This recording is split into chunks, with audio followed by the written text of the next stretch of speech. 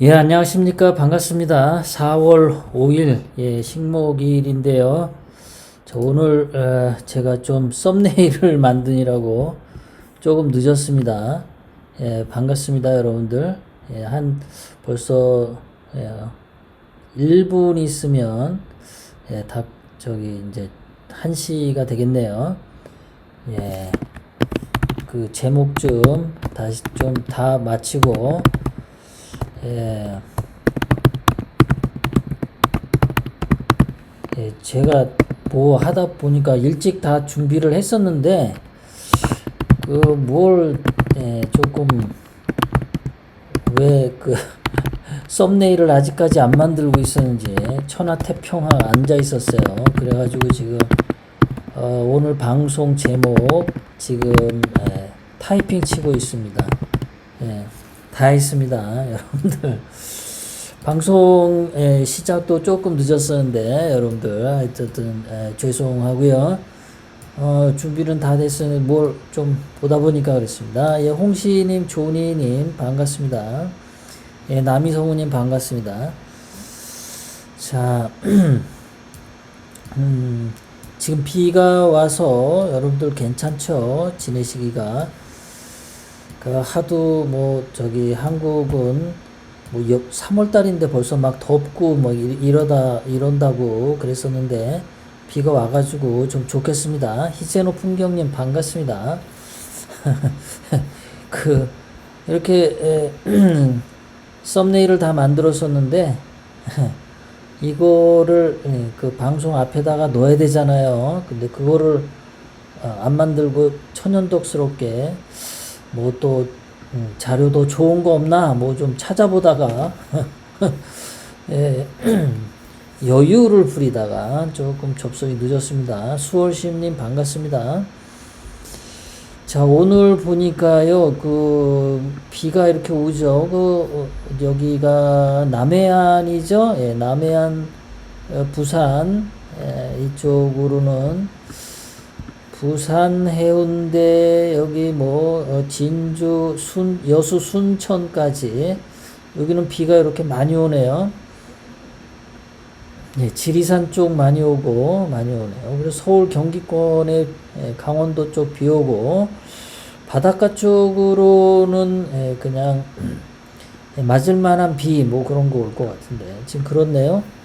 자, 그런데 여기 지금 경기도에 이렇게 비가 20에서 60mm 내리잖아요.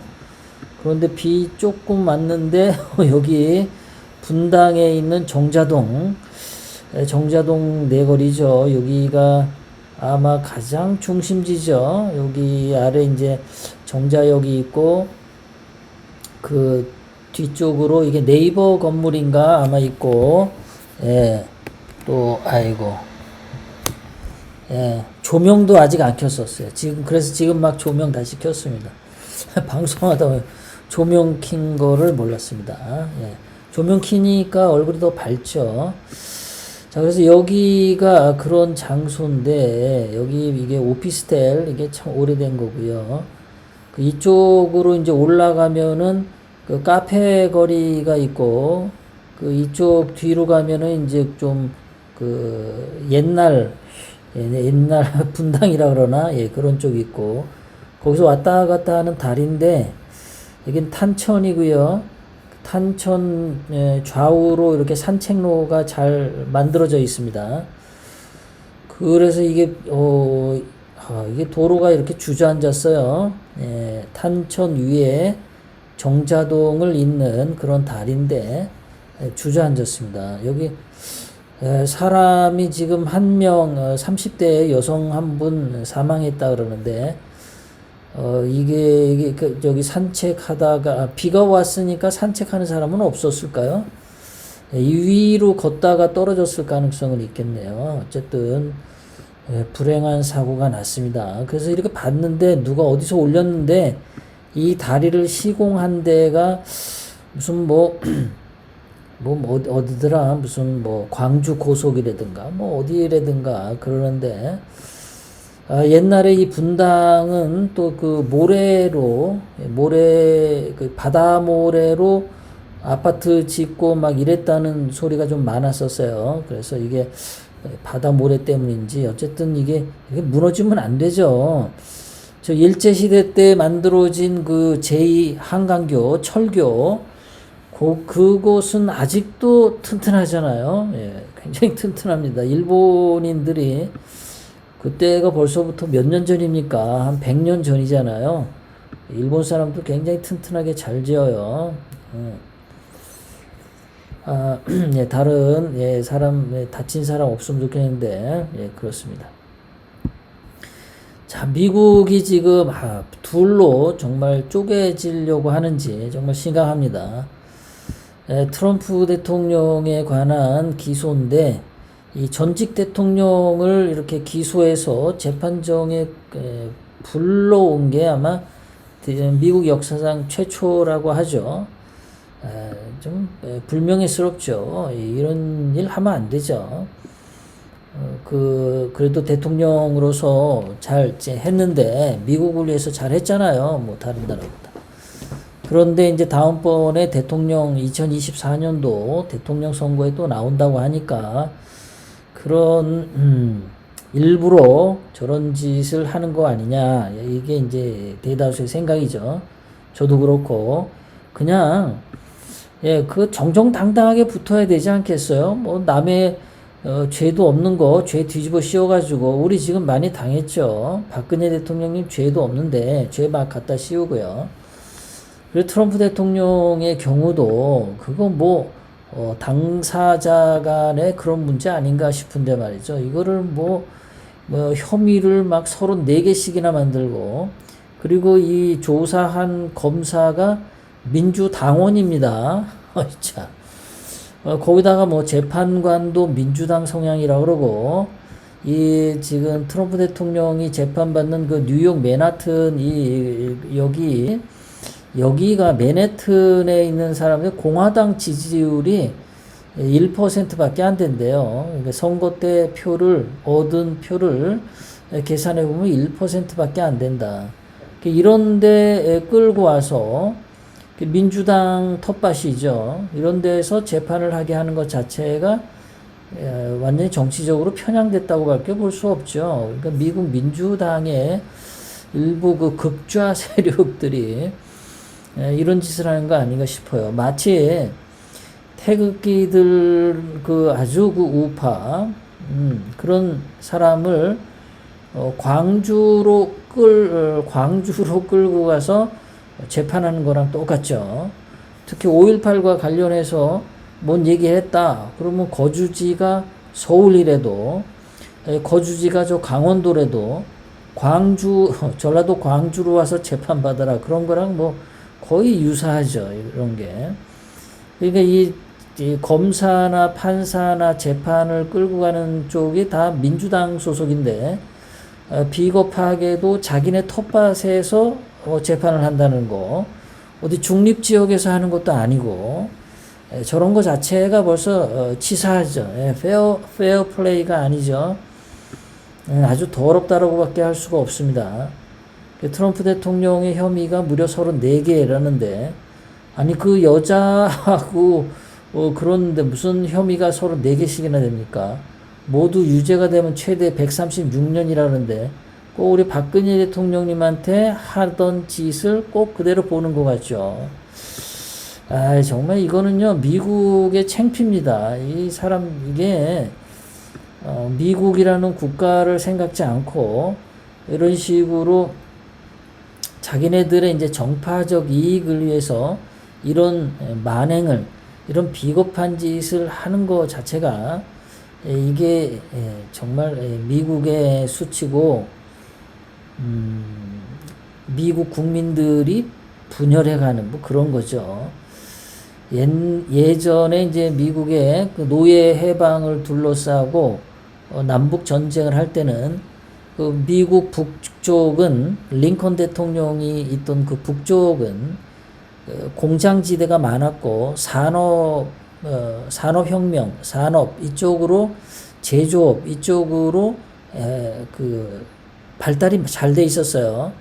그리고 이제 남쪽으로는 이제 노예들이 목화, 따는 그 농장에서 일을 많이 했단 말이에요. 그러니까 남부의 노예 산업이냐, 북부의 그 제조 산업, 2차 산업, 공장 뭐 이런 쪽으로 하는 거냐. 그 미국의 운명을 이렇게 거는 건데, 그거는 이제 정파적인 것보다도 사실 농업사회, 노예사회로 미국이 갔다라면은 지금 같은 1등 국가가 되지 않았겠죠. 그래서 이제 그런 것들이 엮여서 벌어진 남북전쟁이었는데, 이거는 뭐예요? 뭐 여자 그 말만 듣고, 아주 더럽고 치사한 거죠. 더럽고 치사한 겁니다. 저게 뭐 미국의 경제 체제를 가지고 하는 것도 아니고, 정말 더럽죠. 정말 노예 해방을 위해서 뭐 전쟁하는 거다. 뭐 여성 해방을 위해서 전쟁하는 거다. 그럼 뭐 이해가 가는데 그런 것도 아니잖아요. 그런 아주 더럽고 비겁한 짓을 이렇게 합니다. 떳떳하지 못하게 말이죠. 자, 그러다 보니까 지금 뉴욕은 지금 사람들이 나와가지고 트럼프 지지자들과 여기 이제 트럼프 깃발 들고 이런 식으로 막 나와서 트럼프 지지하는 사람들, 그리고 바이든을 탄핵하라고 외치고, 또 뭐 오른쪽에 이제 민주당 지지자들은 감옥에 보내라 트럼프를 뭐 이런 식으로 하고 있고, 그래서 지금 트럼프 대통령은 미국이 그 아주 그 더러운 그 판때기로 간다, 뭐 지옥으로 가고 있다, 이런 식으로, 그러니까 끔찍한 나라로 바뀌고 있다, 이제 이런 거죠. 상당히 시사하는 점이 많습니다. 정말 그 페어 플레이 하는 정신으로 깔끔하게 가지 않고 더럽게 지저분하게, 하여간 좌파라는 인간들이 하는 짓 보면 꼭 그러죠. 예전에 이제 김영삼하고 김대중이 그 자기네들 그 옆에 있던 그 여자 비서들하고 문제가 있고 이랬을 때 박정희 대통령님에게 그 밑 옆에 있던 참모가 조언을 했습니다. 대통령 각하, 김영삼하고 김대중이를 저거 한 칼에 완전히 그냥 뻑 가게 만드는 게 있습니다. 그 여자 비서들하고 그렇고 그런 이상한 짓들을 많이 하고 다니고 말이죠. 뭐 거기 사생아도 있고 말이죠. 그런 거 터트리면 저 두 놈은 그냥 뻑 갑니다.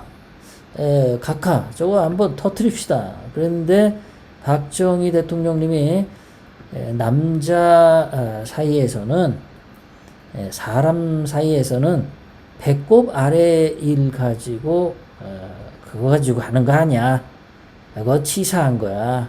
이렇게 얘기를 해서 다 알면서도 그거를 정치적으로 이용 안 했습니다. 그러면 그 정도 가지고도 김영삼하고 김대중은 박정희 대통령님에게 엄청 감사해야 됩니다. 더러운 새끼들이 그 보면은 그런 것도 모르고 아주 그 상대방을 뒤집어 씌우죠. 그러니까 이 좌파들은 말이죠, 인간이라고 보면 안 돼요. 이거는 박정희 대통령님은 김영삼, 김대중을 사람으로 취급을 했는데 저는 그런 거 사람으로 취급 안 합니다. 사람 아닌 것들은 아주 단호하게 처리해야 돼. 특히 북한에 공산당이 있을 때에는 더더군다나 그렇죠. 미국이 끔찍하게 가고 있습니다. 자, 이번에 트럼프 대통령을 더욱더 굴욕적으로 만들려고 머그샷 사진을 찍을 거냐 말 거냐, 이게 굉장히 논란이었습니다.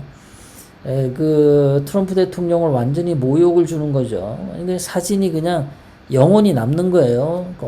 개인의 인생에서 나중에 무죄를 받더라도 엄청나게 굴욕적인 건데, 머그샷. 자, 그 머그샷이 뭐냐면은, 이 머그샷, 이게 원래는 머그잔이죠. 이 잔. 잔을 머그라고 하죠. 머그잔.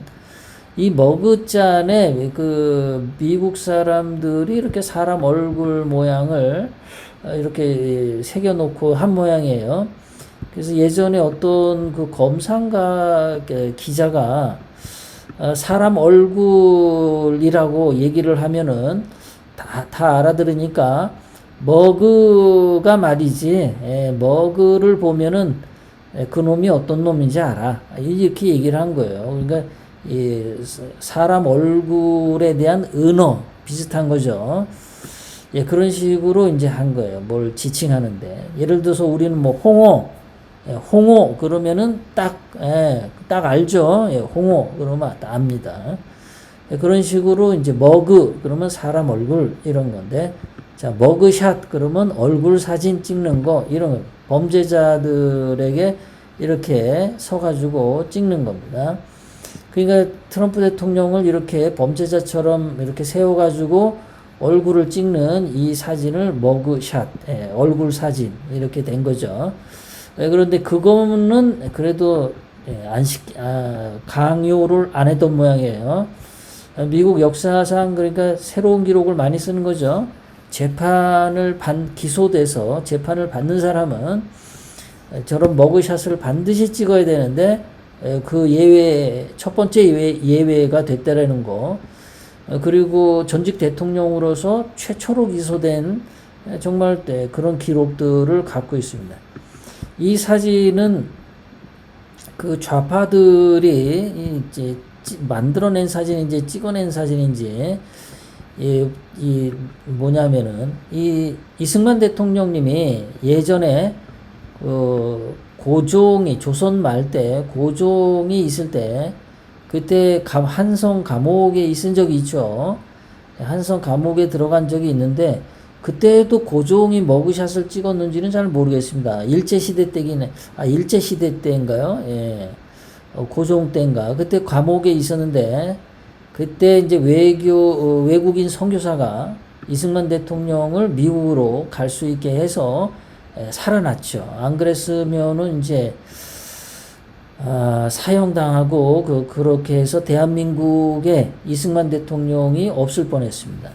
이승만 대통령 키는 5피트 5인치입니다. 한국식으로 하면 167.7cm입니다.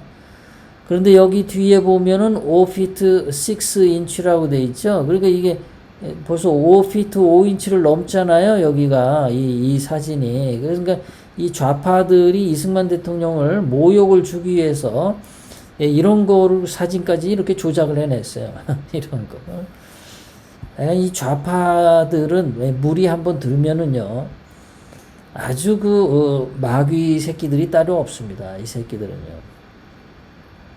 정말 우리가 대한민국을 다시 한번 이 좌파로부터 윤만세족들로부터 다시 회복해서 대한민국을 재건할 때는 아주 정말 좀 두 눈 딱 감고 깨끗하게 한번 청소를 해야 될 것 같습니다. 자, 지금 미국이 또 난리가 났는데요. 그것뿐만이 아니라 미국이 그러니까 안팎으로 지금 좀 문제가 많이 터졌어요. 내부적으로 트럼프 대통령 저 문제를 잘 해결하지 못하면 미국의 여론이 절반으로 나뉘어서 미국 국민들끼리 싸우는, 다른 나라하고 싸우는 거는 쉬운데 내부적으로 싸워서 무너지면은 이건 뭐 약도 없습니다, 진짜. 그래서 자국이 스스로 멸망하는 거는 그거는 외국에서 총칼 들고 탱크 몰고 안 들어와도 그냥 무너집니다. 자, 트럼프 대통령 사건이 좀 원만하게 잘 해결되기를 바라고요. 트럼프 대통령은 이 재판을 3년이든 5년이든 10년이든 그냥 끌 수 있을 때까지 질질 끌고 가는 게 최고라고 생각합니다. 그냥 질질 끌고 가는 거죠. 재판 나와라 그러면은 아파서 나 못 나가니까 한 5달 뒤에 재판하자 이러고, 조사받으러 와라 그러면 나 아프니까 말이야 한 1년 뒤에 갈게 이런 식으로 했으면 좋겠습니다. 자, 그런데 내부적으로도 그렇고 골치 아픈데 외부적으로 이게 지금 사우디에서 말이죠, 5월달부터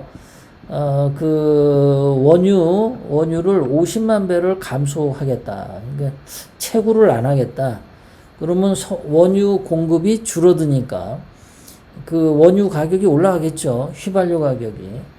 그래서 지금 사우디에서 이런 식으로 말을 하니까 러시아 푸틴도 나도 자발적으로 감산할 거야. 동조할게. 이런 거죠. 거기다가 아랍의 이라크, 알제리, 카자흐스탄도 우리들도 감산할게. 아랍에미레이트 우리도 감산할게. 쿠웨이트 우리도 감산할게. 지금 아랍 쪽이 말이죠. 총단결하는 모습입니다.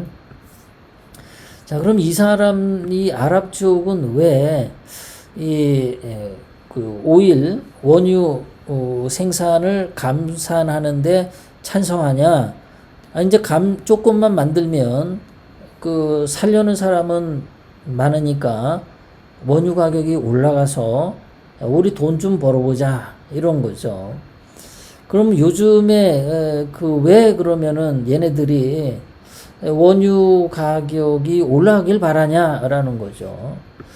그 보면은 이제 얘네가 원유 가격이 이게 뭐 하루 만에 6% 급등하고 1년 만에 최대 상승 이렇게 갔는데 이제 얘네들이 생각하는 거는 그거죠. 야, 물가가 전부 올랐잖아. 물가가 엄청나게 올라가지고 말이야. 야, 우리가 이게 이 원유 팔아도 옛날에는 원유 하나 팔면은 사과 뭐 10개 샀었는데 지금 원유 하나 팔면은 사과 6개밖에 못 사. 그러니까 이게 우리가 말이야. 그냥 원래 받던 대로 원유 이거를 받으면은 우리 안 될 것 같아. 물가가 너무 올라서 이런 거죠. 그러니까 지금 전 세계적으로 이 물가라고 하는 것이 이게 이제 그 각 여러 나라에 이렇게 연쇄적인 파급 영향을 주는 겁니다. 뭐 사우디아라비아하고 아랍에서 반미를 하고 싶어서 하는 게 아니에요. 근데 한국의 뉴스나 신문 방송 뭐 이런 데 보면은 뭐 미국에 대해서 반미하는 국가들이 늘어났다라고 이제 그렇게 몰아가는데 한국의 이 신문 방송 얘네들 말이죠. 아주 고약한 놈들입니다. 이놈 새끼들은요. 뭐 조금만 안 좋은 거 있으면 뭐 미국이 망할 것 같다. 뭐 미국 이제 경제 파탄 난다. 이러고 아주 제목을 말이죠. 미국 망하면은 좋겠어라는 의도를 막 드러내는데요. 이 아랍이 반미하려고 이러는 게 아니고 사우디가 반미하려고 하는 게 아니고 물가가 너무 올라가지고 그래서 이게 기름값 똑같이 받아가지고는 안 된다.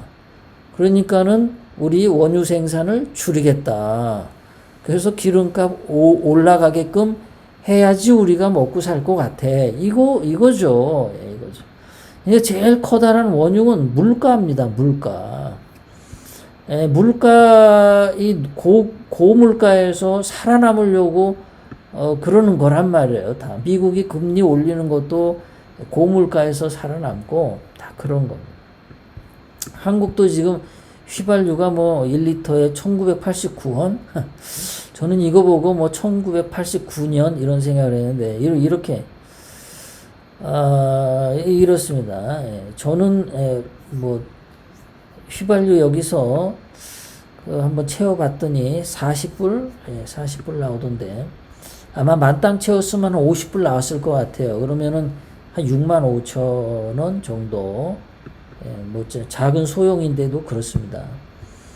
자, 이렇게 물가 때문에 그런 건데, 그러면 이제 이게 사우디아라비아가 또 아랍이 러시아가 원유 생산을 줄인다 그러면은 국제 유가가 올라가고 한국의 기름값 올라가고 그럼 자동차 한국에서 타고 다니시는 분들 기름값도 오르죠. 그러면 운송하는 사람들 기름값 오르니까는 운송비 오르죠.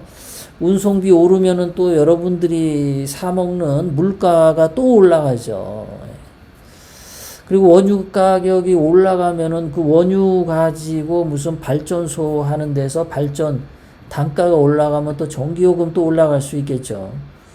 그러니까 한국은 지금 여러 가지로 단순하지가 않습니다. 미국도 이게 물가가 올라가면은 미국도 지금 물가 내려앉히려고 하는데 지금 원유 가격이 내려가서 지금 미국 물가가 조금 내려가는 것 같으니까 이자를 조금 덜 올리고 있죠. 근데 이런 식으로 해가지고 미국의 물가가 기름값이 올라가 다시. 그럼 미국도 마찬가지로 그 운송비가 올라가고 또 기름을 사용해서 물건을 만드는 회사들 또 제품 가격이 올라가고 그럼 물가가 또 올라가는 거죠.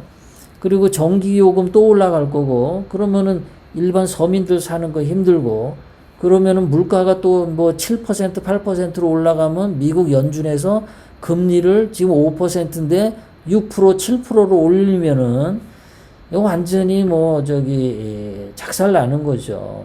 지금 금리가 올라가면은 무너질 때가 엄청 많습니다. 그러니까 부채가 없는 사람들은 괜찮은데 뭐 간당간당하게 내 월급 가지고 뭐 내가 이 정도면은 그 주택담보대출 내면서 조금 절약하면 살 수 있겠어 라는 사람들은 금리가 지금 5%에서 만약에 7%, 8%, 뭐 10%까지 가봐요.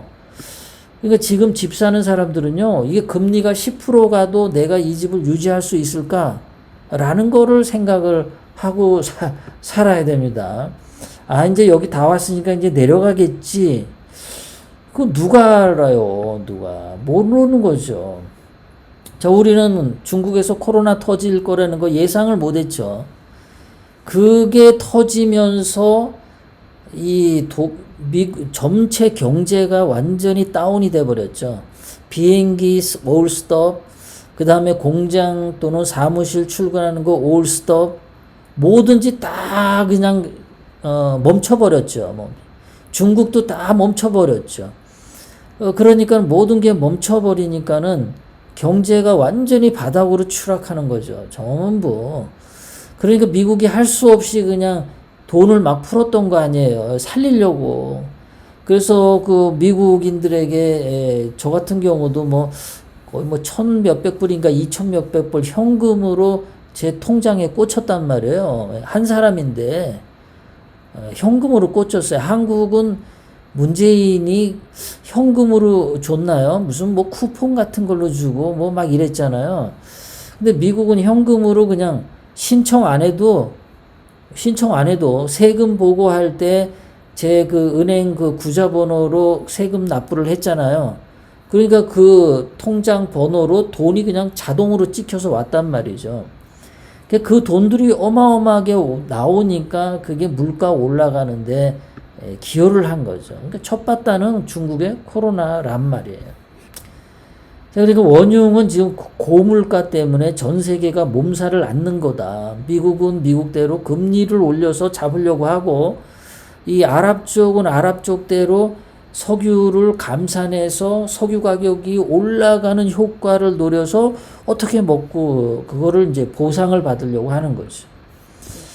자, 지금 그래서 지금 우리가 이 고물가, 고금리 시대가 오게 된 데는 이 세 사람들이 영향을 미쳤죠. 중국의 시진핑, 러시아의 푸틴의 우크라이나 전쟁, 사우디의 원유 감산, 이게 지금 우리에게 계속해서 닥쳐오는 문제입니다. 전부 다 물가 상승으로 왔어요. 코로나 터져서 돈 풀어서 물가 상승 됐죠. 여기 이제 미국 연준의 의장이 막 돈을 가지고 와서 돈을 막 날리는 거죠. 이렇게 돈을 날려서 돈을 막 이만큼 풀었다는 거죠. 이렇게 그래프가 올라갈 정도로 말이죠. 엄청나게 올렸다는 거죠.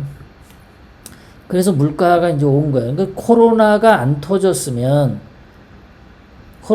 터졌으면은 이렇게 미국에서 돈을 풀지도 않았을 거고 한국에서도 돈 안 풀고 전 세계적으로 돈 안 풀었겠죠. 모든 나라가 돈을 안 풀었겠죠. 그럼 물가 상승이 안 됐었겠죠. 그게 중국에서 코로나 터진 원인입니다. 시진핑이가 중국 몽한다고 꿈꾸는 바람에 이 새끼야 너는 앞으로 꿈꾸지 마라 새끼야. 네가 꿈을 꿀 때마다 전 세계 이 사람들이 그냥 괴로워.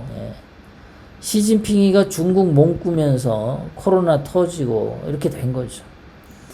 또 그 푸틴도 현대판 황제의 꿈을 그 시진핑이도 황제의 꿈을 꾸고 있죠. 옛날 황제의 꿈을 꾸고 있어요. 황제 되고 싶어.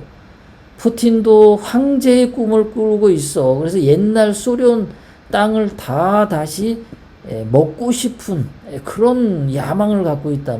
그러니까 시진핑의 꿈, 푸틴의 꿈 이런 게 이제 지금 물가를 폭등시키죠.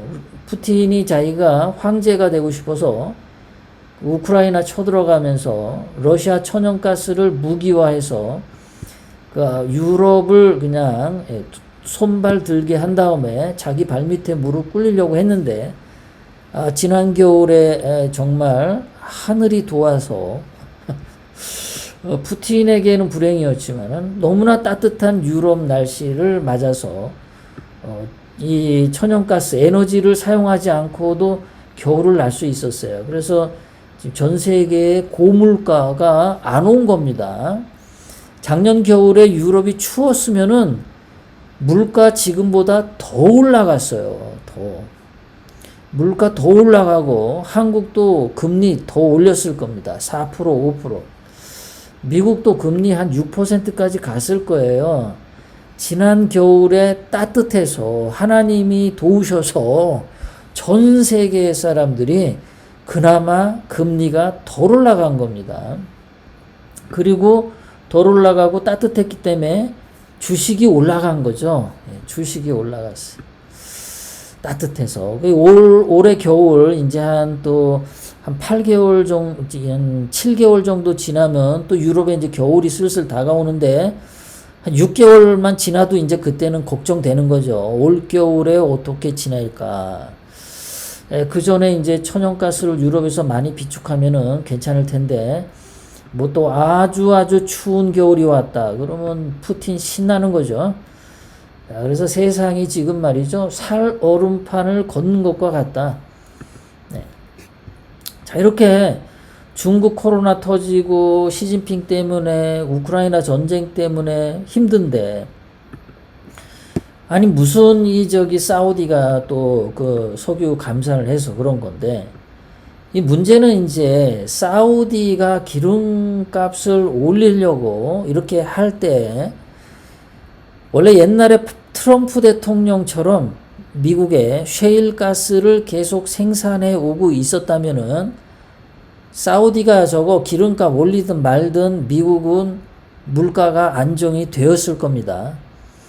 그런데 바이든이 7살 때 품은 꿈이 대통령 되는 꿈이었대요. 아니 제발 좀 꿈들 좀 꾸지 말어 좀 제발 좀 대통령 꿈, 황제 꿈, 황제가 된 차르의 꿈들 좀 꾸지 말어 좀 니들 좀. 김영삼이도 대통령 되는 꿈 꿔가지고 대한민국 망쳤잖아요. 제발 좀 대통령 되는 꿈 아니. 윤석열이도 손바닥에 임금왕자 쓰고 나왔죠. 임금왕자. 대통령 임금의 꿈. 제발 꿈들 좀 꾸지 말어. 제발. 세계가 괴로워. 니들 꿈꾸는 바람에. 더러운 꿈. 사악한 꿈 좀 꾸지 마. 그래서 바이든이 7살 때 품은 꿈인데 70년 지나서, 그러니까 77세에 대통령에 도전해서 지금 80세인가요? 그럼 지금. 바이든이 그 대통령 돼가지고 한 게 뭡니까? 이 석유, 그 셰일 가스, 이거 보조금 주던 거 다 끊어버렸죠. 트럼프 대통령이 미국의 셰일 가스를 개발을 해서 미국에 그 기름을 싸게 안정되게 자급자족하고 있었는데 이 셰일 가스의 보조금을 딱 중단하니까 지금 미국에서 셰일 가스 안 나오죠. 지금 안 나옵니다. 남의 나라가 죽이고 싶어 했던 미국의 셰일 가스 산업을 바이든이 죽여버렸어. 거기다가 캐나다에서 이 송유관 오는 게 있었는데 그 송유관으로 기름을 받았으면은 휘발유를 받아서 썼으면 미국에 이렇게 그 휘발유 가격이 안 오를 텐데 대통령 되자마자 그 휘발유 관을 묶어버렸죠. 봉쇄해 버렸어요. 그러니까 미국에 석유가 부족한 거죠. 사우디에서 저런 식으로 그 기름 가지고 장난을 치면은 미국이 이걸 영향을 받는 거야. 트럼프 대통령 때는 저거 영향 안 받았단 말이야, 저거. 그러니까 미국의 물가를 올리는데도 바이든이 저게 그 한 몫을 한 거야, 저게. 그리고 좌파랍시고 친환경 정책 이래가지고 석유 쓰지 마, 막 이러죠. 휘발유 자동차 쓰지 마. 전기 자동차 써. 막 이런 식으로 지금 밀어가고 있죠. 그리고 뭐 친환경이라고 해서 뭐 2차 배터리 이런 거, 예, 그런 거 밀고 가고, 뭐 태양광 많이, 미국은 뭐 사막이 많으니까, 사람 안 사는 사막이 원래 많으니까 태양광 깔아도 돼. 미국은요. 땅이 워낙 넓어서. 그 다음에 미국은 바람 부는 데 많으니까 풍력해도 돼. 예, 그런 건 괜찮은데 왜 셰일가스 잘 나가던 거를 보조금을 끊고 그랬냐 이거. 이것도 트럼프 대통령에 대한 반감 뭐 이런 걸로 그랬었겠죠. 그러니까 지금 바이든이 석유를 적폐 취급하다가 2년 전에 기름값이 폭등했다 이런 신문 기사가 나오잖아요. 그러니까 기름값을 올리는 데는 시진핑이도 한 몫을 했고 푸틴도 한 몫을 했고 바이든도 한 몫을 하고 사우디도 한 몫을 하고 다 뭐 그냥 황제의 꿈, 대통령 꿈 이런 꿈꾼 애들이 지금 세계를 괴롭히고 있는 거예요. 지금 여기 사우디에 이거 뭐 빈살만인가 빈살만인가 살이 비었나요? 예, 비어있는 살만으로 채워진 사람에서 빈살만인지 뭔지는 모르겠는데 이 빈살만이가 사우디에 미래를 건다. 아, 미래 좀 걸지 마. 미래 좀 제발 좀 꿈도 꾸지 말고 미래도 꿈꾸지 말고 좀 현재만 살아 이 새끼들아. 650조 원을 들여가지고 사막에 네옴시티라는 거 만든다는 거야. 네옴시티. 아, 이 미친놈들. 그러니까 자기네들이 이제 석유가 이제 조만간 있으면은 이게 다 바닥이 나잖아요. 예, 석유가 다 바닥 나니까 그 바닥 나는 거를 이제 자기네들 다 그러면 이제 석유가 똥값 되고 말이죠. 그러면은 이제 다 그냥 뭐 석유가 나와도 죽는 거죠. 예, 죽는 겁니다. 쓰잘데기가 없는 거예요. 그러니까 지금 벌어놓은 돈으로 뭘 하냐? 네옴시티를 만든다. 그래서 이 네옴시티를 통해서 이런 걸 만들어서 사막에다가 인공도시 만들어서 여기서 이제 영원한 사우디의 왕국을 유지하겠다. 이런 건데요. 제발 꿈꾸지 좀 말어. 제발. 미래 좀 걸지 말어. 새끼들아, 미래. 그 윤석열이 보면은 임금왕자 쓰죠? 미래 떠들죠? 그놈은 모든 걸 다 갖췄어. 윤석열이 때문에 대한민국은 엄청난 고통에 갈 거다. 아마 그 분당 정자동의 다리 무너진 것도 그 윤석열 때문에 그러지 않았을까. 그런 생각이 드는 겁니다. 자, 그러면은 이렇게 사우디아라비아가 감산을 하면은 미국의 경우, 어떤 그 영향이 올까? 사우디가 원유 감산, 에너지 가격 상승, 그럼 물가 상승이 되겠죠. 그럼 미국의 서민들이 고통을 받겠죠. 자동차 안 타고 다닐 수 없잖아요. 미국에서는요. 한국은 뭐 걸어서 그냥 스레바짝 끌고 자기 아파트 나가면 거기 뭐 당구장 있고 목욕탕 있고 거기 식당 있고 소고기집 있고 마트 있고 극장 있고 지하철 있고 다 그러잖아요. 한국은요. 웬만하면. 그러니까 한국은 그런데 미국은 이게 물가 상승을 기름값 올라서 자동차를 타고 다녀야 되는데 나중에 기름값 많이 올라가면은 자동차 타고 다니는 기름값이 많이 들 것 같아. 벌어가지고 월급 타가지고 기름 휘발유값 내고 나면은 남는 거 없는 것 같아. 그러면 아예 일 안 하고 그냥 실업수당 청구해서 집에서 놀는 게 낫죠. 이 서민들 고통이 증가한단 말이야. 그리고 미국은 물가가 상승하면 금리 인상을 반드시 하죠. 예, 여기는 아주 자동으로 갑니다. 그럼 금리가 뭐 5%, 6%막 이렇게 갈 거 아니야. 6%, 7%. 그럼 바이든 같은 경우는 내년에 2024년 그 선거 그거에 해야 되는데 이거 금리 자꾸 올라가지고 미국 경제 침체되면은 바이든 대통령 당선 안 될 거 아닙니까? 그러니까는 지금 사우디에서 그 원유 감산해서 지금 휘발유 가격 올라가니까 뿔딱지가 나죠. 만약 성질 나는 겁니다, 지금.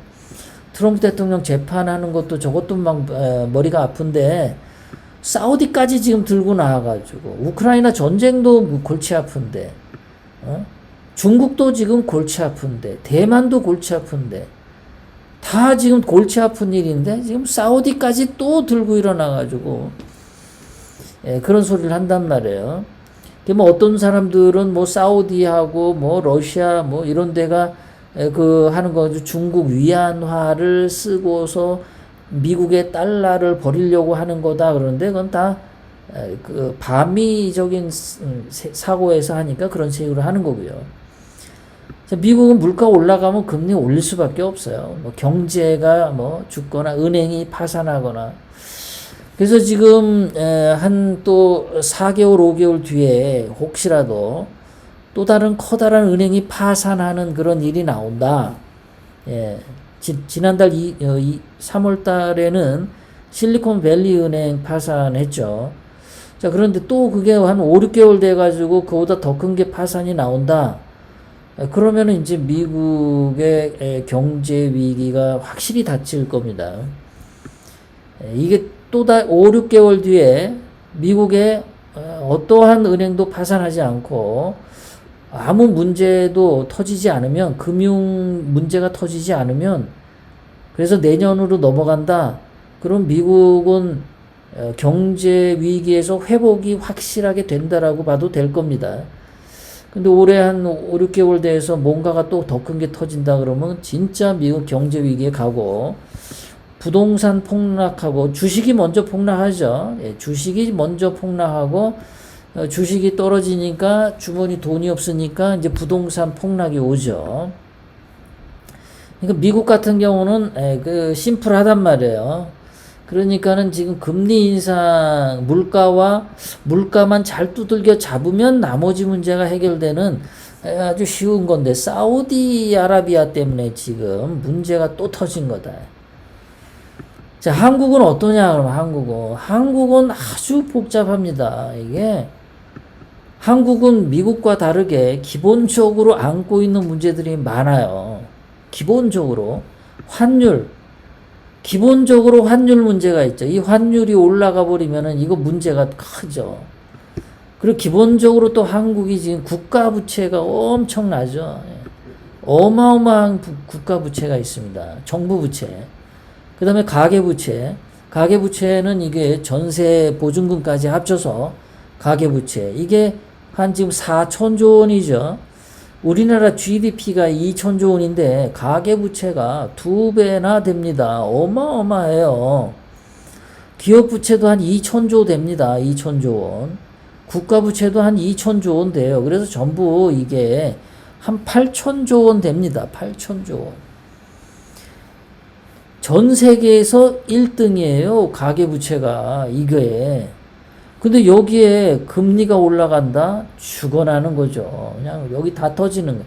지난번 문재인 때 코로나 2020년에 터지고 그때 자영업자하고 중소기업들이 부채 150조 원이 있었는데 문재인이가 그거를 계속 연기시켰죠. 연기시켰습니다.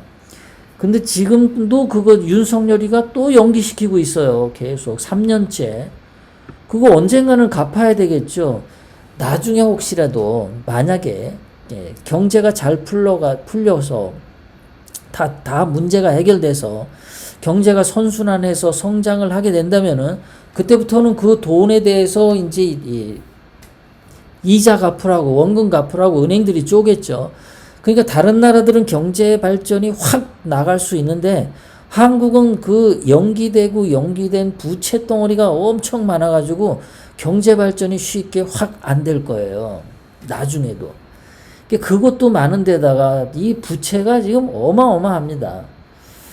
거기다가 지금 아까도 말씀드렸지만 원유 가격 상승하면은 이거 다 휘발유 가격, 생활 물가 다 상승이죠. 전기 가스가 또 올라가죠. 지난 겨울에 난방비 폭탄 나왔는데 이거 이런 식으로 또 가면 올해 겨울에 난방비 폭탄 더 가죠. 지금 원래 이게 한국전력에서 박근혜 대통령님 때는 1년에 30조 원씩 흑자를 냈었는데 얘네들이 한국전력이 지금 뭐 100조 원 막 이렇게 적자 보고 있죠. 엄청난 적자를 보고 있습니다. 한국전력이. 그런데 그 적자를 봐가지고 이거 파산 지경에 있을 텐데 그래서 전기요금 좀 올리려고 하니까 윤석열이가 못 올리게 했죠. 결국은 뭡니까? 나중에 이제 골마 터져가지고 한국전력이 이제 파산 딱 나가 떨어지면은 그 다음에는 어떻게 됩니까? 뭐 한국에 정전 같은 거 나올 수도 있죠. 정전. 전기 공급. 몇 시부터 몇 시까지만 전기 나오고 그 뒤에는 촛불 켜세요. 호롱불 켜세요. 이럴 수가 있어요. 그럼 또 저기 석유 사다가 호롱불에 석유 넣고 심지 박아가지고 불 켤 수도 있습니다. 그럼 지금 한국은 막 다 그냥 이 문재인 때에 엄청난 문제 덩어리를 해결 안 하고 다 뒤로 밀었단 말이야. 다 뒤로 밀어가지고 윤석열이를 국민의힘당으로 보내서 대통령을 만들어가지고 윤석열이가 자기를 보호해주게 맞고 그리고 윤석열이가 국민의힘당과 함께 문재인이가 그 밀어놓은 그 거대한 그 폭탄을 안고서 폭파해서 자폭하기를 바라는 거예요. 문재인이는.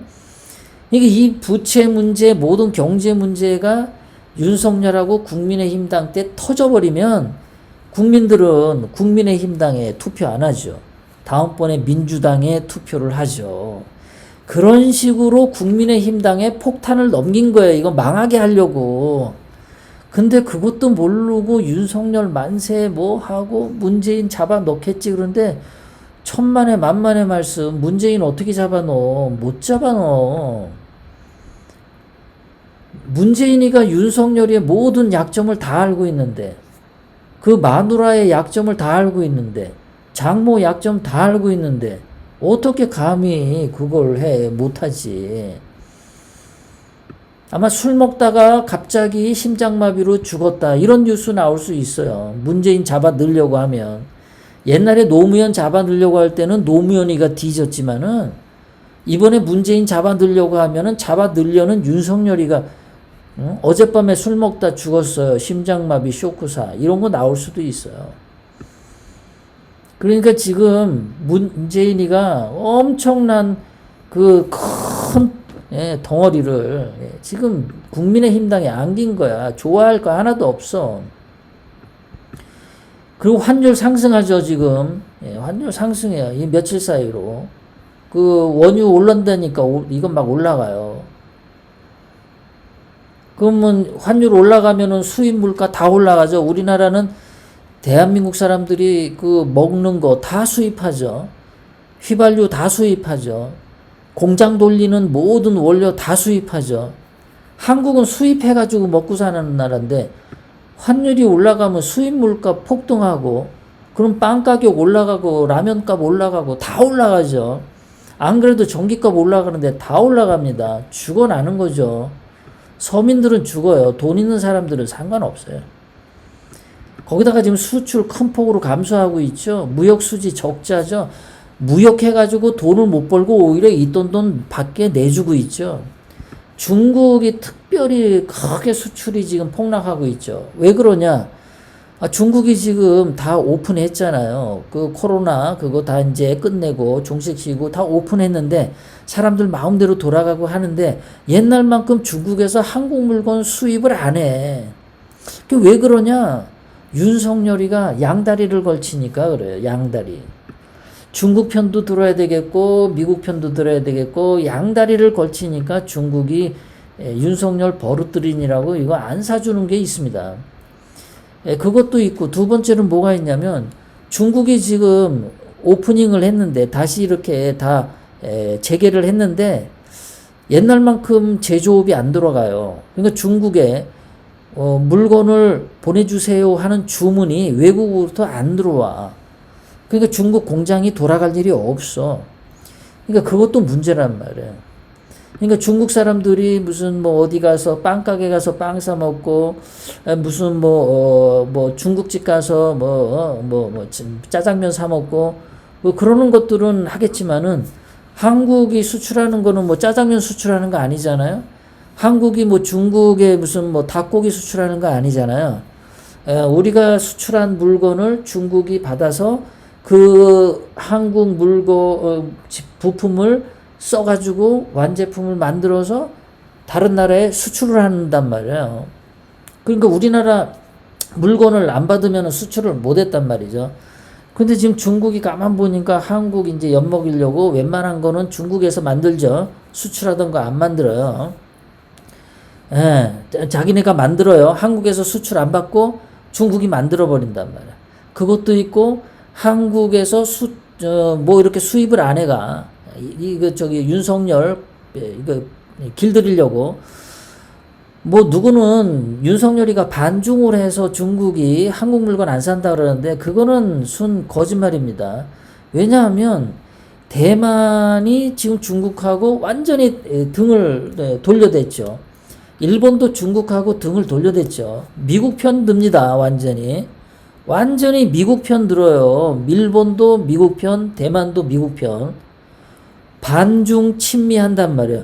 그런데 반중하는 일본이나 대만은 중국에 수출하는데 안 줄었어. 한국만 줄었어. 한국만. 반중해서 줄은 게 아니란 말이에요. 길들이려고 하는 거죠.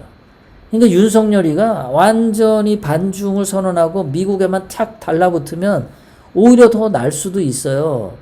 근데 등신처럼 여기 눈치 보고 저기 눈치 보고 하니까 이게 길들이려고 하는 거예요. 그러니까 지금 중국이 윤석열 만만하게 본다는 거고, 일본도 윤석열 만만하게 보는 거고, 미국도 윤석열 만만하게 보는 거고, 어디서 하나 대접을 못 받습니다. 그래서 중국 수출이 폭락하는 겁니다. 그게. 자, 그런데 한국은 이렇게 물가 상승이 오고 이러면은 금리를 올려야 되잖아요. 미국처럼. 그게 정상이지 않습니까? 근데 윤석열이는 반대로 해. 금리를 내려. 대출 금리를 내려서 부동산 막 사라고 해. 부동산. 대출 확대 막 해줘. 다주택자도 그냥 대출하게 해줘. 그리고 뭐 종부세 내려줘. 부동산 규제 완화해. 그래가지고 뭐 막 그냥 아파트 분양에 막 몇십 대 1로 막 몰려들게 한단 말이에요. 지금 뭐 20대 30대가 다시 뭐 아파트 살려고 지금 난리다 이러는데 마지막 폭탄을 또 20대 30대한테 맡기는 겁니다. 지금 이게. 얘가 지금 하려는 게 미국처럼 물가가 올라가면 금리 올려서 물가 잡을 생각을 안 하고 지금 막 돈을 지금 풀고 있어요. 윤석열이는. 이게 그럼 부동산을 누군가가 끌어들여주고 이게 폰지 사기처럼 이제 뭐 그 전에 부동산 갖고 있던 사람들이 떠넘겨야 될 거 아니에요. 누군가에게. 떠넘겨야 되는데 지금 20대 30대들이 지금 뭐 이번 3월 달에 부동산이 좀 떨어진 것 같다고 막 달래든다고 그러잖아요. 또 얘네들한테 또 이거 넘기는 거야. 지금 그 짓을 하고 있단 말이에요. 그 짓을.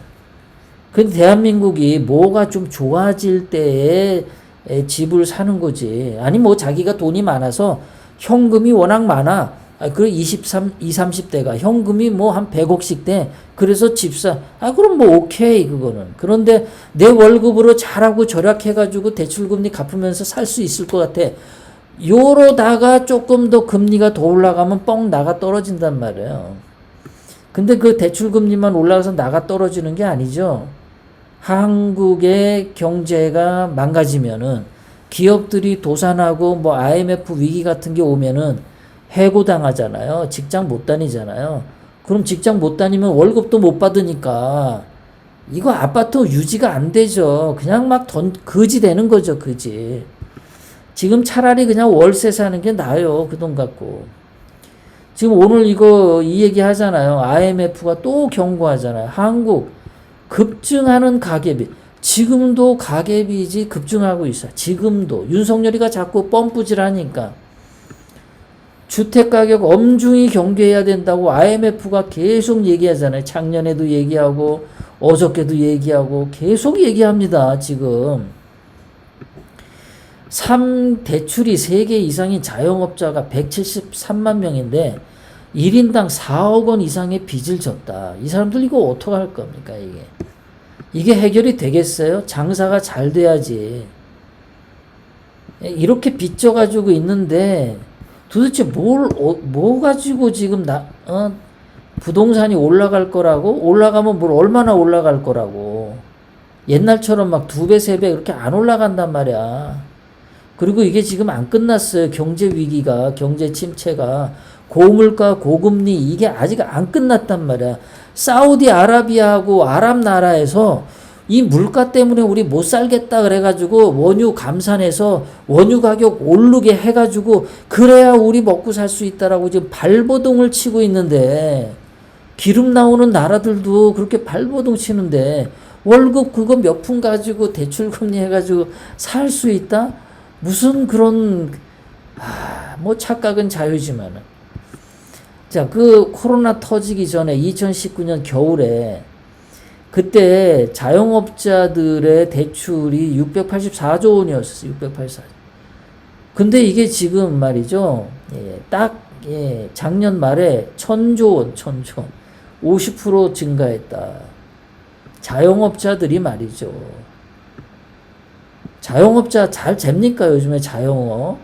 웬만하면 온라인으로 다 주문하잖아요. 쿠팡 뭐 이런 걸로.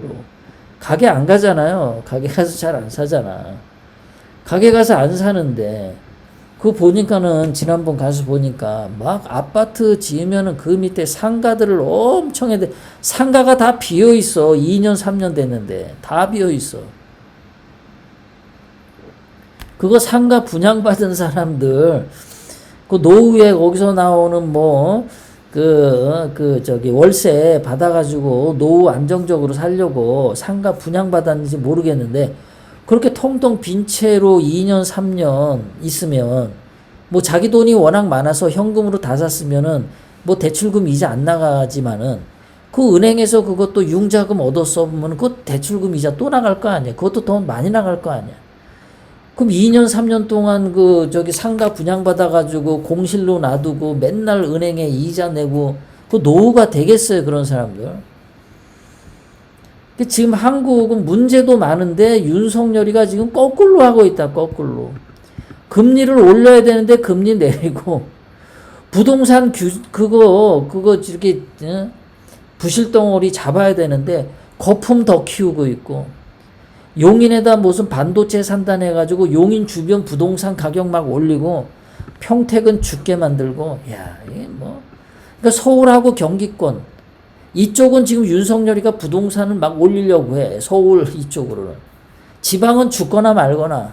그러니까 평택에 삼성 있어도 거기 죽잖아요, 지금. 용인 이거 반도체 이거 산단한다고 이거 발표하고 나서 평택 완전히 지금 숨 넘어가고 있어요. 평택, 천안 이런데 여기 마탱이가 가버렸어요. 마탱이가. 용인 이쪽 성남, 분당 이런 쪽은 신났지 이제 가까우니까. 그냥 서울하고 수도권만 생존하면 되는 거야. 지방은 다 죽고. 윤석열이가 지금 하는 짓이 저거란 말이야. 부자들 그거밖에 안 한단 말이야. 부자들. 중산층 죽이기를 하고 있어요. 이거 물가 올라가면 중산층도 괴롭습니다. 서민들은 더 괴롭고. 윤석열이 지지율 안 올라가는 이유가 뭡니까? 이 부자들만 위해서 정책하고 중산층이나 이 서민층에 대해서는 안 하잖아요. 물가 올라가는 거 방치하잖아요. 물가 신경 하나도 안 쓰잖아, 윤석열이가. 그러니까 지지율 안 올라가죠.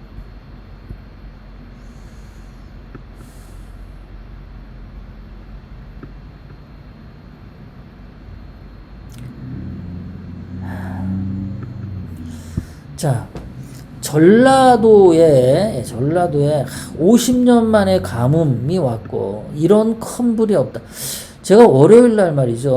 어떻게 다른 경상도, 강원도, 충청도, 경기도, 서울 이런 데는 다 불이 나는데 산불 나는데 어떻게 전라도는 문재인 때도 불 안 나고 이번에도 불 안 나지? 제가 그랬는데 아니 그 방송하고 들었나 봐. 누가 불이 들었나 봐. 산불이 내 방송을 어제부터 전라도에도 불 나더라고.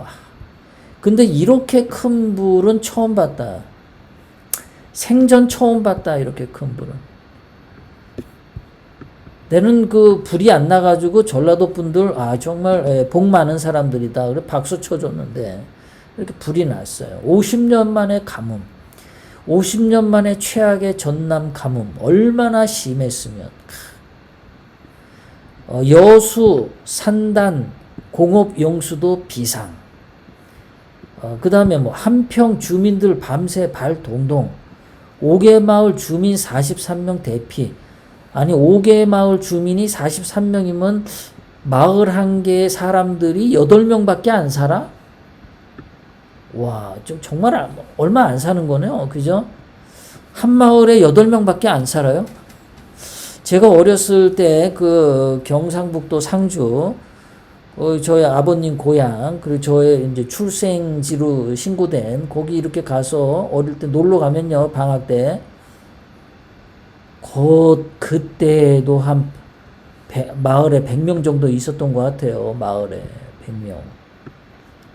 근데 한 마을에 8명? 이야. 어쨌든 이렇게 불이 났는데 이게 자연적인 불이냐? 전라도만 50년 만에 가뭄 이게 전라도만 그러냐? 아니면 자연이냐? 그런 걸 한번 제가 따져보도록 하겠습니다. 오늘 불이 나다 보니까 식목일이죠. 그래서 자, 우리 1960년대 박정희 대통령의 푸른산 조성과 경제 생태 인식. 박정희 대통령님은 환경운동가죠. 요즘 말로 하면은 진보 대통령이에요. 진보. 노무현이가 진보라고요? 김대중이가 진보라고요? 걔네들 한 거 뭐 있습니까? 한 거 하나도 없죠.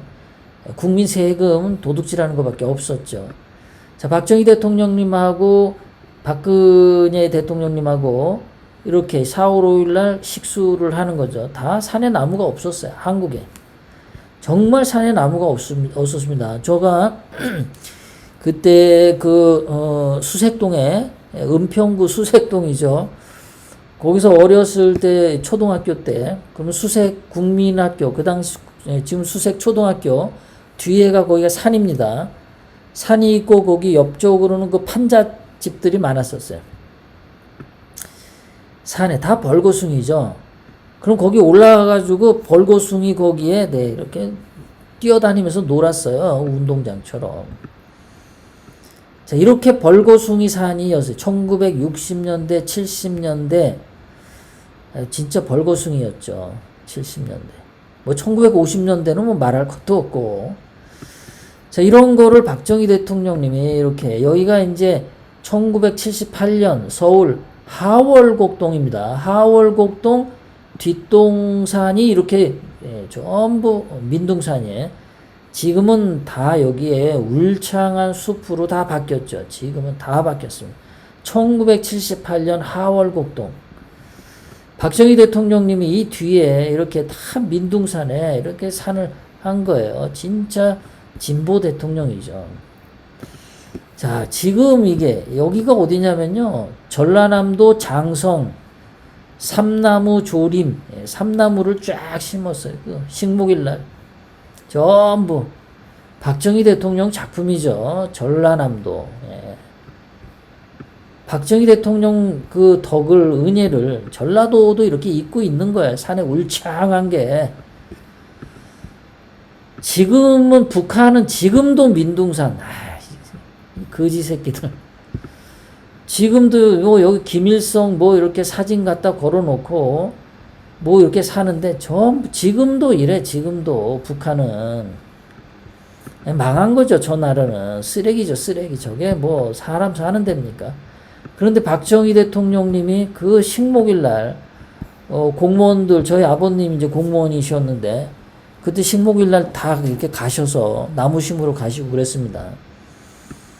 예, 어렸을 때 기억이 나요. 다 박정희 대통령 덕분이죠. 전라도 다 거기 산림 우창한 거 다 박정희 대통령한테 절해야 돼. 김대중이 전라도에 한 게 뭐 있어? 나무 한 그루 심어줬어? 노무현이가 전라도에 나무 한 그루 심어줬어? 문재인이가 전라도에 나무 한 그루 심어줬어? 다 박정희 대통령 덕분이지. 그런데도 박정희 대통령 고맙다는 말을 안 하잖아. 이 전라도 사람들. 김대중이만 물고 빨고 말이야. 자, 애들이 지금 산에 가면은 요즘에 이 학생 애들이 말이죠. 이 푸른 자연 속에서 이렇게 막 심호흡하면서 이거 하잖아요. 요즘 애들이. 자연 생태 박물관 생태 공원 해가지고 자연산 휴양림 이래가지고 학생들이 여기 이 사람 어디야? 전라북도 장수 장안산 서남쪽 기슭에 있는 산림욕장의 비치베드에서 쉬고 있는 전라도 분들. 이거 다 박정희 대통령님 은덕인데 아실란가 모르겠어, 이 사람들. 이 학생들이 이렇게 울창한 자연휴양림에서 이럴 때 이게 다 박정희 대통령 덕분인지 알란가 모르겠어. 다 박정희 대통령 감사하게 생각해야 되는데. 그러니까 전국에 진짜 이런 가면은 다 박정희 대통령 동상 하나씩 다 세워놔야 돼요. 모든 산 입구에. 이 산이 울창한 것은 박정희 대통령 덕분입니다. 이러고 다. 이 라면, 우리가 좋아하는 이 라면도 원래 일본 사람들이 개발했죠. 그런데 일본 사람들이 개발했는데 박정희 대통령님이 라면을 맛보더니 밍밍해. 일본 라면이 밍밍하죠. 밍밍해. 그래서 박정희 대통령님이 한국 사람 입맛에 맞게 시원하고 칼칼한 맛이 나는 그런 라면이 만들어졌으면 좋겠다. 그래가지고 이제 삼양라면 이런 거, 신라면 이런 게 이제 나온 거죠. 개량이 돼서 박정희 대통령님이 그 라면 이렇게 얘기했어요. 그러니까 박정희 대통령 욕하는 사람들은 라면 먹지 마, 니들 다. 박정희 대통령 욕하는 사람들은 산에 가지 마, 산에. 울창한 산에 가서 자연휴양림 이런 데 가가지고, 이런 데서 이렇게 누워있지 말란 말이야, 이렇게. 다. 누워있지 마, 박정희 대통령 욕할 거면. 자, 그런데 이 박정희 대통령님이 만든 이 산이 말이죠. 산림청 국립산림과학원이 몇 해마다 한국 산림의 공익적 가치를 산출했는데 숲이 주는 혜택이 1년에 126조 원의 혜택을 준다. 국민 1인당 260만 원의 혜택을 주고 있다. 매년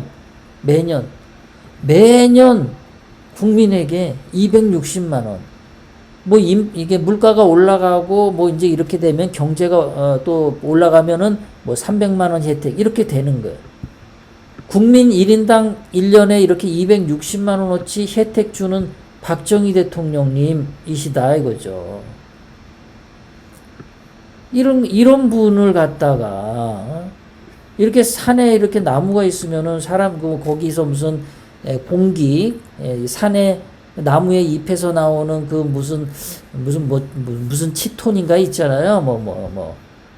그런 게 그렇게 좋다면서요.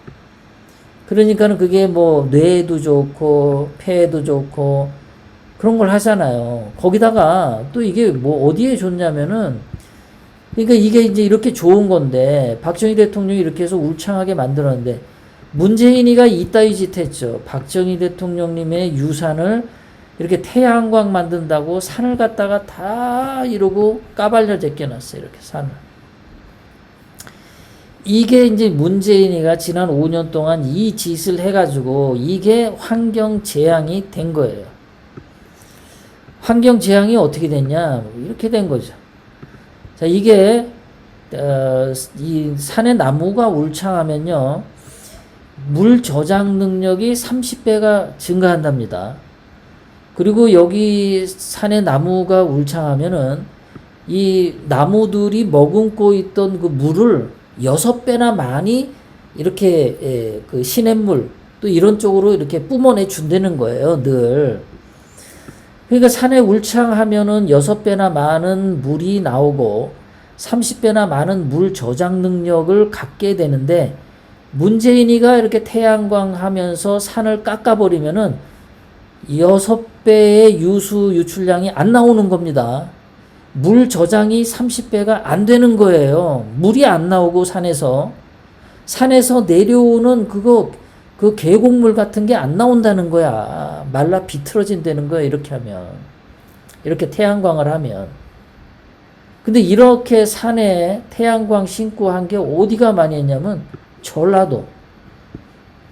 문재인 때에 2023년까지 전라도, 이게 우리나라 전국에 태양광 설치했는데 절반이 전라도에서 태양광을 다 했어. 왜냐면 저거 하면은 문재인이가 돈을 뿌려줬으니까.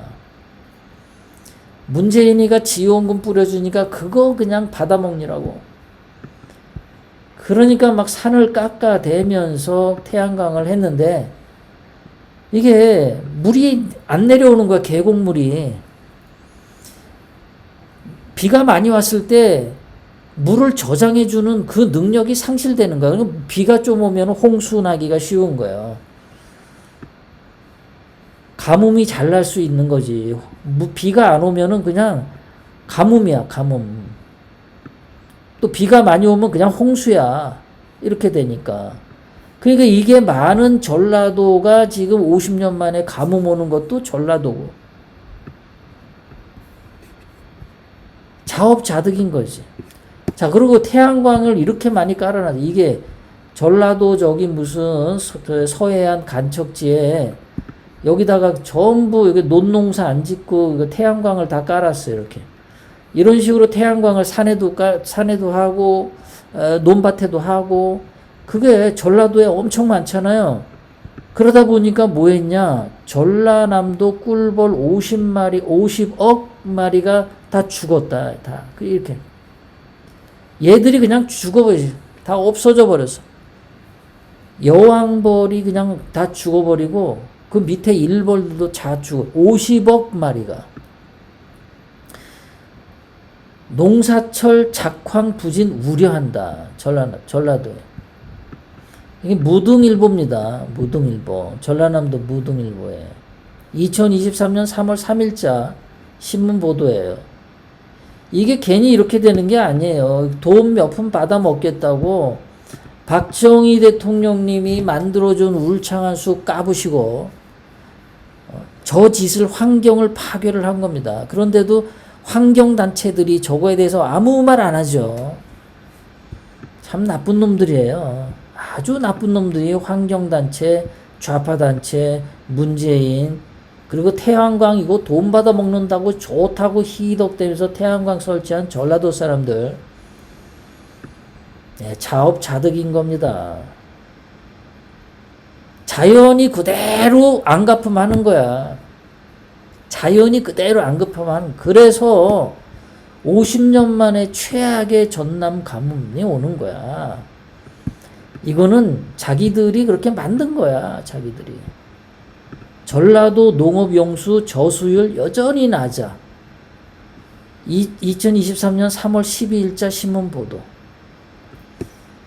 그러니까 산에 나무가 있으면은 30배의 물 저장 능력이 있는데 이걸 다 파괴시켰잖아. 6배의 유수 유출량이 있어야 되는데 이걸 다 파괴시켰잖아. 산에 물이 없는데, 나무가 없고 물이 없는데 가뭄이 들 수밖에.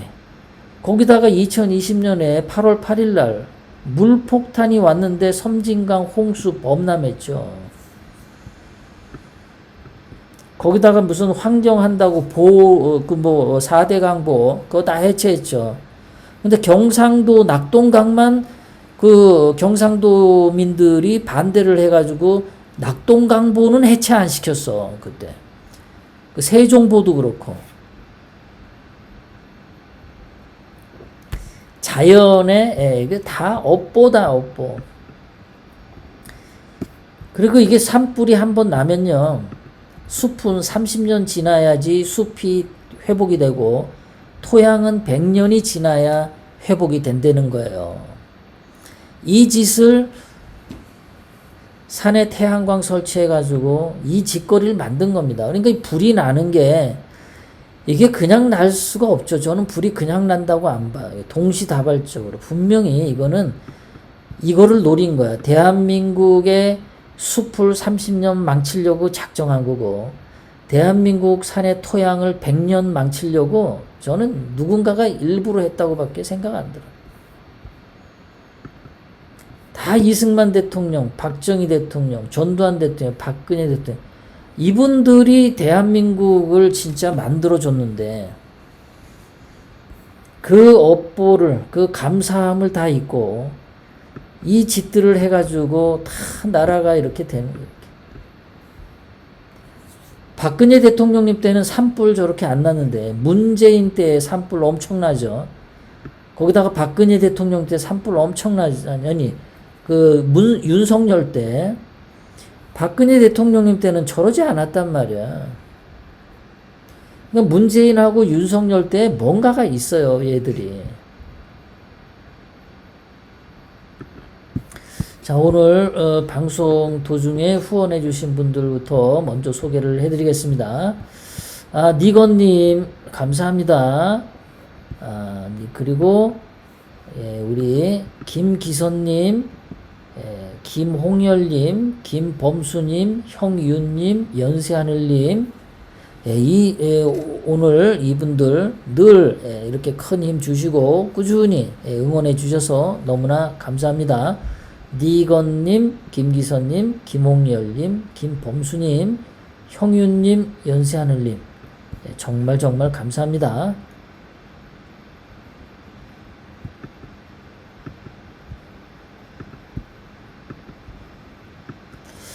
자, 오늘 채팅창 어떤 분들 오셨나 함께 이야기해 보도록 하겠습니다. 인사 나누도록 하겠습니다. 예, 푸른 하늘님 맞아요. 박정희님 반갑습니다. 예, 사라라님 반갑고요. 홍시님, 희재노 풍경님, 엄미리님, KEK님, 샤인레이님 반갑습니다. 또 스윗 팬님 반갑고요. 유리님 반갑습니다.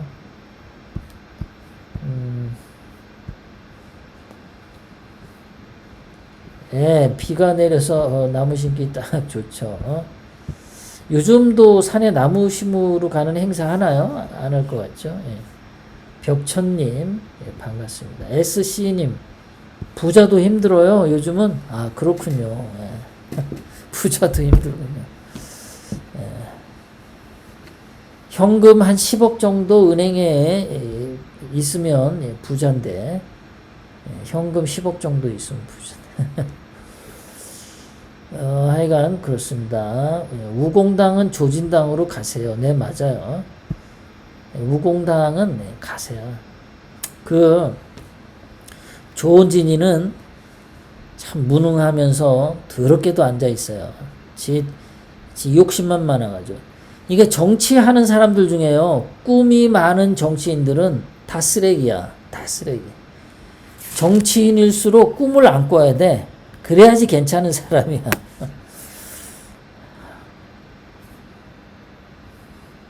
그 다음에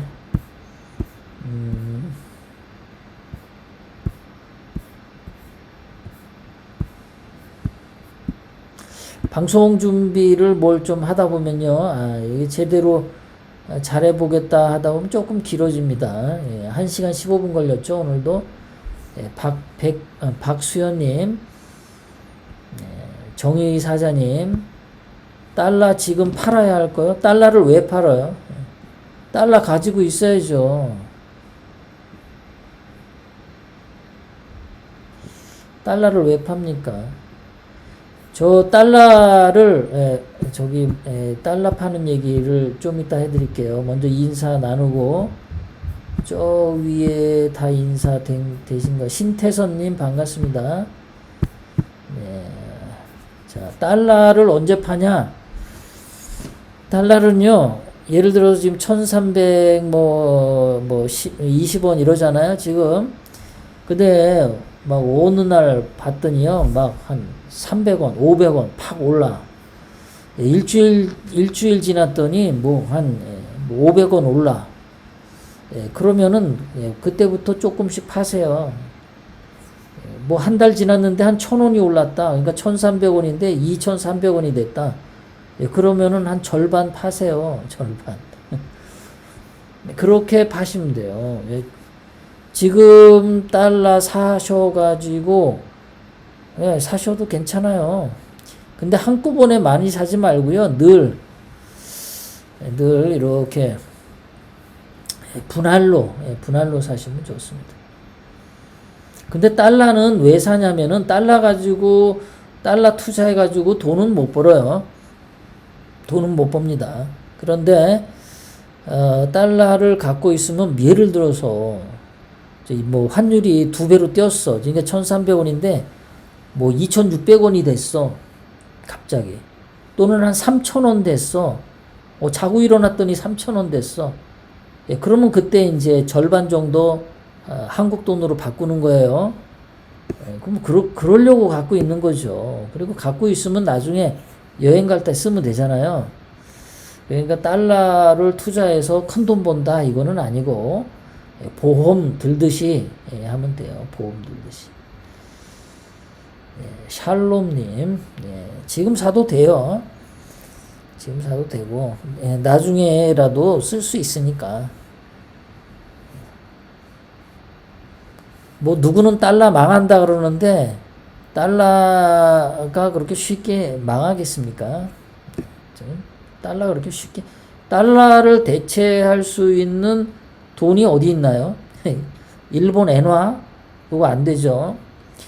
영국의 파운드화도 안 되죠. 뭐 중국의 돈 그것도 안 되죠. 중국도 지금 망하느니 마느니 지금 그건데 지금 중국이 지금 기로에 서 있습니다. 죽느냐 사느냐. 아마 진짜 죽을 것 같으면은 대만 침공하고 그럴 거예요. 근데 중국도 부채가 많아요. 부채가 너무 많고 어렵습니다. 지금 중국도 문제가 너무 많아요. 그리고 시진핑이가 머리가 나쁩니다. 그래서 안 돼. 욕심만 많아가지고 안 돼요.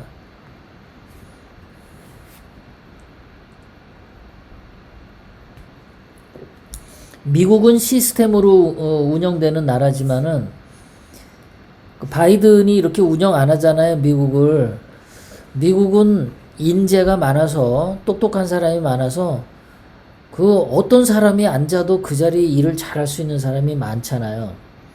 근데 중국은 없잖아요. 전부 도둑놈들이잖아요. 공산당 간부들이 그 돈 빼돌려 가지고 뇌물 받아먹고 뒷돈 챙긴 그 생각밖에 안 하잖아요. 그래도 미국은 애국심 가진 사람들이 많단 말이에요.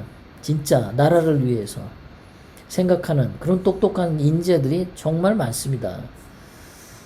바이든은 좀 멍청하지만은 바이든이 그 움직이는 거 아니잖아요. 미국 시스템이 움직이는 거지. 한국도 보면은 이 썩은 애들이 너무 많죠. 판사, 검사, 무슨 뭐 교수, 국회의원, 뭐 언론에 있는 기자들 보면은 이 머리가 썩은 애들이 너무 많습니다. 그리고 지금 보수의 지도자라고 하는 사람들도 보면 윤만세하는 지도자들 얘들도 썩었죠. 그래서 돈만 바라보고 인생을 산단 말이에요. 좌파들도 마찬가지죠. 국가 세금 빼돌려서 먹는 짓 하죠.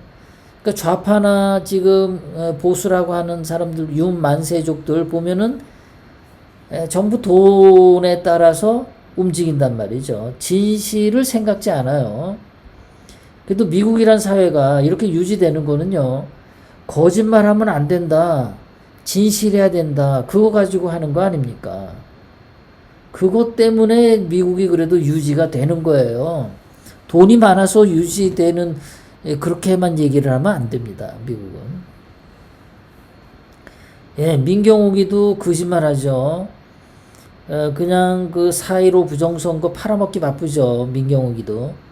황교안이도 아주 쓰레기죠. 박영수 왼팔 오른팔이 황교안하고 윤석열. 뭐 그렇잖아요.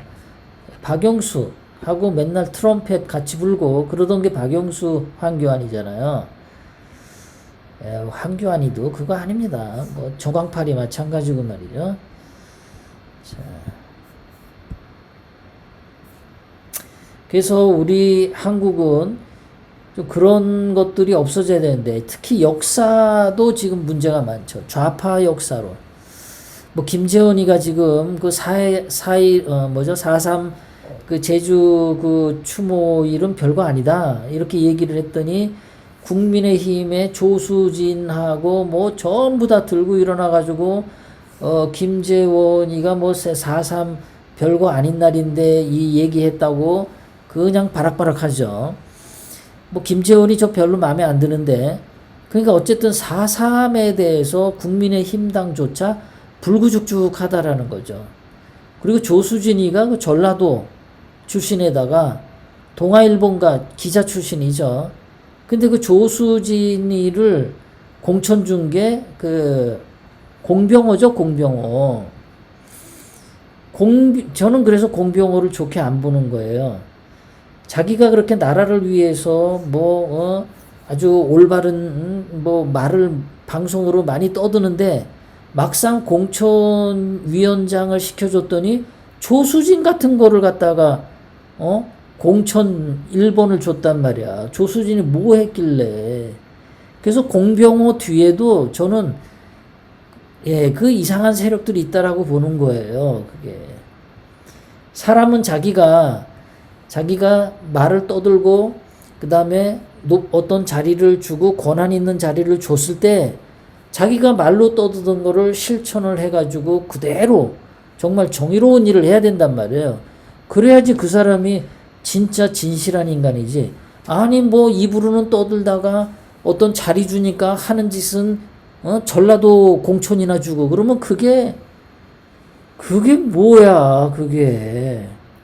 우리나라는 다 그러잖아요. 지금 보면은 뭐 막 그냥 내가 국회의원이 되면은 뭐를 하겠습니다 하는데, 국회의원 돼가지고 하는 게 뭐 있어. 다 간첩짓만 하지. 내가 대통령 되면 뭘 잘하겠습니다 근데 뭘 잘해. 잘하기는 개코. 다 나라 망치는 일밖에 안 하잖아요. 문재인, 윤석열 보면은. 공병호가 아무리 뭐 부정선거 떠들고 하는데, 저는 조수진이를 공천 1번으로 준 거 자체가 나는 그게 부정선거다 이거야. 자기가 부정선거 저지른 거 아니야.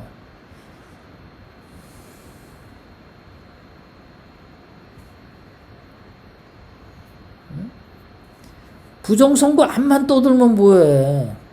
자기가 앉아가지고 전라도 조수진을 갖다 공천 줘놓고 말로 100번 1000번 떠들면 뭐합니까. 한 번 기회를 줬을 때 그거를 못 살리면은 그거는 끝난 거야. 사기꾼인 거지. 네, 엄밀히는 맞습니다. 말과 행동이 일치해야 정지.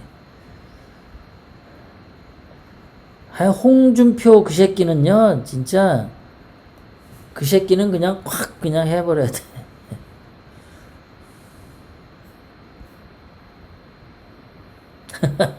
도담님, 우리 도담님은 촌철살인이야. 뭐 한마디 이렇게 댓글이나 채팅글에 글 쓰시는 거 보면 아주 그냥 촌철살인이야. 빈병입니다. 빈병이. 한마디에 짧은데도 아주 죽여줘요. 대단하시오. 뭐 이쪽으로 LA시사 논평 3로 오니까 그냥 하여간 일로 와서 시청자가 적든 많든 간에 제가 진실 열심히 파헤쳐가지고 여러분들에게 전달하는 게 제 소임 아니겠습니까? 100명이 안 넘으면 어떻고, 상관없습니다. 저를, 제 LA가 그래도 꾸준하게 소신껏 한 길로, 한 방향으로 쭉 가고 있는 것에 대해서 응원해 주시는 분들에 대해서 너무나 감사드리고요. 그런 분들이 함께 하시니까 제가 그냥 힘이 납니다. 자, 여러분들 또 금요일 오후 1시에 여러분들 다시 찾아뵙도록 하겠습니다. 오늘 방송 여기서 종료하도록 하겠습니다. 감사합니다.